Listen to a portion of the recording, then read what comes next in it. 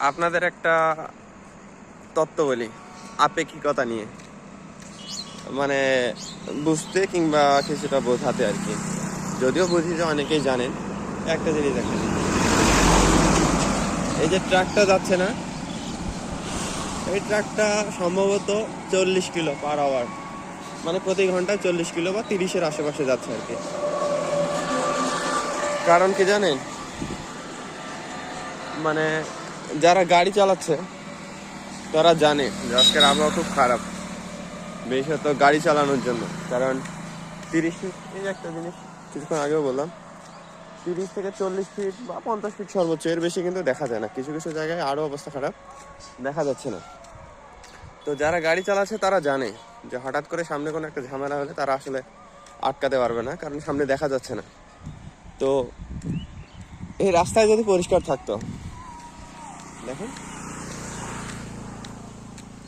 তখন দেখতেন যে এই গাড়িগুলো 60, 70, 80 নর্মাল,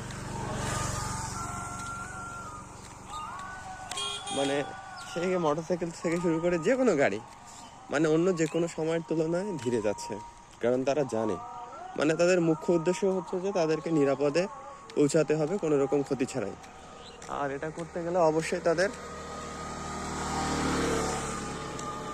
ধীরে চালাতে হবে, কারণ হঠাৎ করে যদি কোনো একটা সমস্যা হয় তখন তারা ওই গাড়িটা আসলে নিয়ন্ত্রণ নিতে পারবে না। সেই জন্য তারা ধীরে ধীরে যাচ্ছে।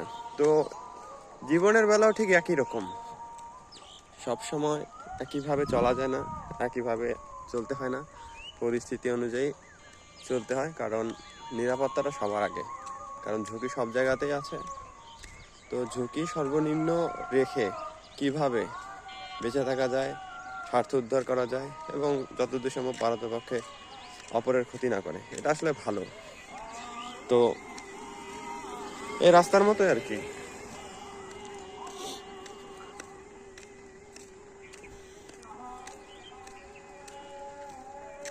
যাই করেন, যাই বলেন, সবসময় সবকিছু একইভাবে দেখি না, পরিস্থিতি বিশেষে বিচার করাটা আসলে জীবনের অন্যতম সেরা একটা গুণ। মানে কোনো একটা মানদণ্ড সেটাকে অক্ষত রেখে সবসময় বিবেচনা করা, এটা আসলে সবসময় যায় না। নিজের জীবনের সাথেও যায় না, আশেপাশের পরিবেশের সাথেও যায় না, অন্য মানুষদের বলা যায় না। সেই জন্য পরিস্থিতি বিচারে সবসময় একটু নিরপেক্ষ হন। এই কুয়াশার মতোই, যখন যেমন তখন তেমন, উদ্দেশ্য এতটুকু যে নিরাপদে পৌঁছানো। ঠিক সেরকম জীবনের বেলাও নিরাপদে থাকাটা গুরুত্বপূর্ণ। ধন্যবাদ।